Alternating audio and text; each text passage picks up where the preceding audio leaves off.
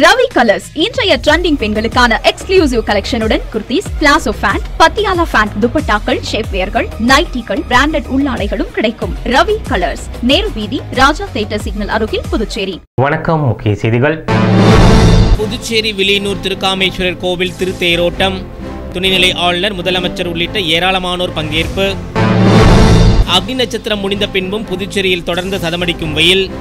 நகர சாலைகளில் மக்கள் கூட்டமின்றி வெறிச்சோடியது. புதுச்சேரியில் ஒரே நாளில் 6 பேரிடம் மர்ம கும்பல் கைவரிசை. இணைய வழி குற்றப்பிரிவு காவல்துறையினர் வழக்கு பதிந்து விசாரணை. தொடர் விடுமுறை காரணமாக நோனாங்குப்பம் படகு குழாமில் குவிந்த சுற்றுலா பயணிகள். நீண்ட வரிசையில் காத்திருந்து படகு சவாரி செய்யும் பரிதாபம்.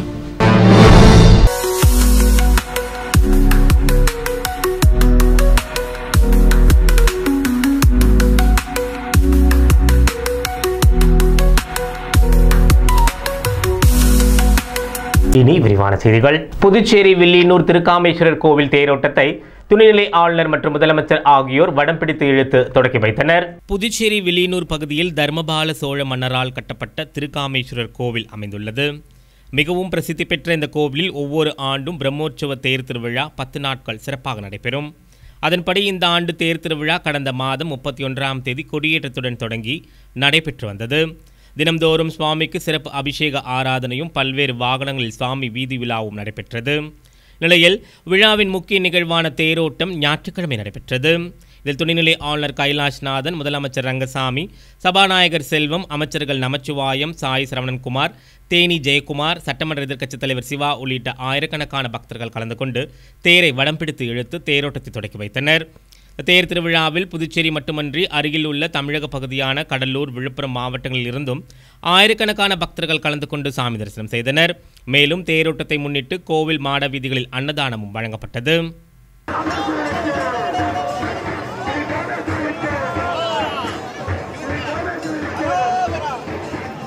புதுச்சேரியில் அக்னி நட்சத்திரம் முடிந்த பின்பும் நாள்தோறும் சதமடிக்கும் வெயில் காரணமாக வெப்பம் அதிகரித்து பொதுமக்கள் பெரும் அவதிக்குள்ளாகி வருகின்றனர். புதுச்சேரியில் அக்னி நட்சத்திர காலத்தில் வெயில் சற்று குறைந்தே காணப்பட்டது.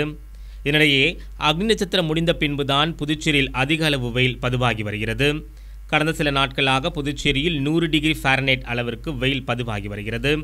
அதன்படி ஞாயிற்றுக்கிழமை பிற்பகல் 2:30 மணி நிலவரப்படி 104 டிகிரி ஃபாரன்ஹைட் வெயில் பதிவாகி இருந்தது குறிப்பிடத்தக்கது. வார இறுதி நாட்களில் எப்போதுமே பரபரப்பாக காணப்படும் புதுச்சேரி நகர சாலைகளான அண்ணா சாலை, புஸ்ஸி வீதி, நேரு வீதி, காந்தி வீதி உள்ளிட்ட பகுதிகளில் வெயிலின் தாக்கம் காரணமாக வெறிச்சோடி காணப்பட்டது. புதுச்சேரி எப்பொழுதுமே சுற்றுலா பயணிகளால் நிரம்பி காணப்பட்டு வந்த நிலையில் வெயிலின் தாக்கத்தினால் சற்று தொய்வை ஏற்படுத்தியுள்ளது. வெயிலின் தாக்கம் காரணமாக உள்ளூர் பொதுமக்களும் வீட்டினுள்ளேயே முடங்கியுள்ளனர். வெளியே வருபவர்களும் தொப்பி, கொடையை பிடித்தபடியும் முகத்தை முழுவதுமாக மூடியபடியுமே உலா வருகின்றனர். இந்த வெயிலின் தாக்கம் காரணமாக உள்ளூர், வெளியூர் சுற்றுலா பயணிகள் பெரும் சிரமத்திற்கு உள்ளாகி வருவதும் குறிப்பிடத்தக்கது. புதுச்சேரியில் பெண்கள் உட்பட 6 பேரிடம் ஒரே நாளில் 4 லட்சம் ரூபாய் ஏமாற்றிய மர்ம நபர்கள் குறித்து இணைய வழி காவல்துறையினர் வழக்கு பதிந்து விசாரணை நடத்தி வருகின்றனர். புதுச்சேரி முத்திரையர்பாளையத்தைச் சேர்ந்த பெண் ஒருவரை தொடர்பு கொண்ட மர்ம நபர் ஆன்லைனில் முதலீடு செய்து பணம் சம்பாதிக்கலாம் என கூறியுள்ளதாக தெரிகிறது. இதை நம்பிய அப்பெண் 1,80,000 ரூபாய் முதலீடு செய்து ஏமாந்துள்ளார். முத்தியால்பேட்டையை சேர்ந்த நபருக்கு கிரெடிட் கார்டு குறித்த குறுஞ்செய்தி வந்துள்ளது. அவர் கிரெடிட் கார்டு விவரங்கள், ஆதார் கார்டு மற்றும் பான் கார்டு நம்பர் ஆகியவற்றை அனுப்பியுள்ளார். இதையடுத்து சிறிது நேரத்தில் அவரது கிரெடிட் கார்டில் இருந்து 1,52,500 ரூபாய் மோசடி கும்பல் எடுத்துள்ளது. லாஸ்பேட்டையை சேர்ந்த மற்றொரு பெண் 30,400 ரூபாயும், கிரும்பாம்பாக்கத்தை சேர்ந்த மற்றொரு நபர் 14,800 ரூபாயும், கோரிமேட்டைச் சேர்ந்த பெண் ஒருவர் 15,000 ரூபாயும், மூலகுளத்தைச் சேர்ந்த பெண் ஒருவர் 7,000 ரூபாய் என மொத்தம் 6 பேர் மோசடி கும்பலிடம் 3,99,700 ரூபாய் இழந்துள்ளனர். இதுகுறித்த புகார்களின் பேரில் சைபர் கிரைம் காவல்துறையினர் வழக்கு பதிந்து மோசடி கும்பலை தேடி வருகின்றனர். வெயில் தாக்கம் அதிகரிப்பால் சுற்றுலா பயணிகள் கடற்கரை பகுதிக்கு படையெடுத்து வரும் நிலையில் நோனாங்குப்பம் படகுழாமிற்கு அதிக அளவில் சுற்றுலா பயணிகள் வந்ததால் நீண்ட நேரம் காத்திருந்து சவாரி செய்தனர். புதுச்சேரி அரியாங்குப்பம் அடுத்த நோனாங்குப்பத்தில் புதுச்சேரி அரசு சுற்றுலாத்துறை சார்பில் சுண்ணாம்பு 6 படகு குழாம் செயல்பட்டு வருகிறது. இதில் தொடர் வார விடுமுறை மற்றும் பண்டிகை நாட்களில் உள்ளூர் மற்றும் வெளிமாநில சுற்றுலா பயணிகள் அதிக அளவில் வந்து படகு சவாரி செய்வது வழக்கம். அதேபோல் பக்ரீத் பண்டிகை விடுமுறை மற்றும் வார இறுதி நாள் என்பதால் சுற்றுலா பயணிகள் அதிக அளவில் குவிந்தனர். நீண்ட நேரம் காத்திருந்து படகு சவாரி செய்யும் நிலையும் ஏற்பட்டது. வெயிலின் தாக்கம் காரணமாக புதுச்சேரியில் சுற்றுலா பயணிகள் கடற்கரையை நோக்கி செல்வதும் வழக்கமாகிக் கொண்டுள்ளனர். இதன் காரணமாக படகு குழாமில் அதிக அளவில் கூட்டம் இருந்ததால் நீண்ட நேரம் காத்திருந்து சவாரி செய்யும் நிலை ஏற்பட்டது குறிப்பிடத்தக்கது. புதுச்சேரி மத்திய பல்கலைக்கழகம் தேசிய மதிப்பீடு மற்றும் அங்கீகார கவுன்சிலின் மதிப்பீட்டில் A+ தர சான்றிதழ் பெற்று சாதனை புரிந்துள்ளது. புதுச்சேரி மத்திய பல்கலைக்கழகம் கடந்த 1985ஆம் ஆண்டு நிறுவப்பட்டது. புதுச்சேரி பல்கலைக்கழகத்தில் கடந்த 2018ஆம் ஆண்டு NAC கமிட்டி பார்வையிட்டு ஆய்வு செய்தது. தொடர்ந்து புதுச்சேரி பல்கலைக்கழகத்தில் A கிரேடு தர அங்கீகாரம் NAC கமிட்டி வழங்கியது. மீண்டும் NAC கமிட்டியின் அங்கீகாரம் பெற புதுச்சேரி பல்கலைக்கழகம் விண்ணப்பித்தது. நிலையில் கடந்த 28, 29, 30 ஆகிய தேதிகளில் பல்கலைக்கழகத்தை NAC கமிட்டி ஆய்வு செய்தது. ஆய்வுக்கு பின் NAC கமிட்டி புதுவை பல்கலைக்கழகத்திற்கு A+ அங்கீகாரம் வழங்கியுள்ளது குறிப்பிடத்தக்கது.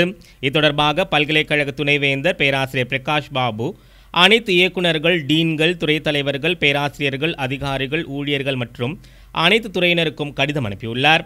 அதில் புதுச்சேரி மத்திய பல்கலைக்கழகம் தேசிய மதிப்பீடு மற்றும் அங்கீகார கவுன்சிலால் 5வது மதிப்பீட்டில் A+ தரத்துடன் அங்கீகாரம் பெற்றுள்ளது என்றும் இதை அனைவருக்கும் பகிர்வதில் மகிழ்ச்சி அடைவதாகவும் குறிப்பிட்டுள்ளார். கல்வி, ஆராய்ச்சி, புதுமை மற்றும் முழுமையான வளர்ச்சியில் சிறந்து விளங்குதல், கல்வி மற்றும் நிர்வாக சமூகத்தின் கூட்டு முயற்சிகள், அசைக்க முடியாத அர்ப்பணிப்பு இந்த அங்கீகாரம் ஒரு சான்று என்று அவர் குறிப்பிட்டுள்ளார்.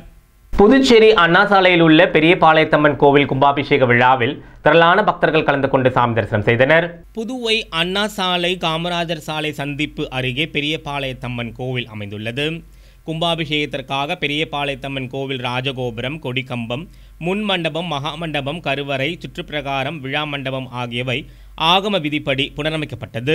தொடர்ந்து கும்பாபிஷேகத்தையொட்டி விக்னேஸ்வர பூஜை, மகா கணபதி ஹோமம், மகாலட்சுமி ஹோமம் ஆகியவை நடைபெற்றது.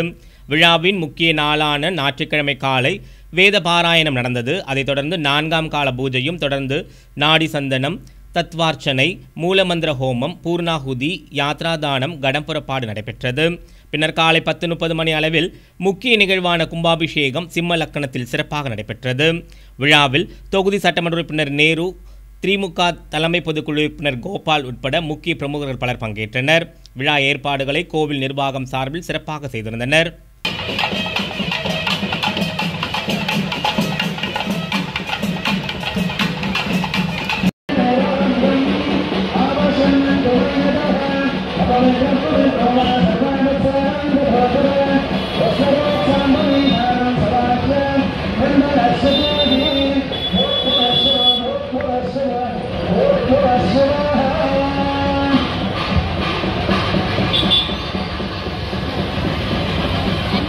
புதுச்சேரி காவல்துறை சார்பில் நடைபெற்ற மக்கள் குறை கேட்பு கூட்டத்தின் மூலம் பொதுமக்களின் 56 புகார்களுக்கு உடனடி தீர்வு காணப்பட்டது.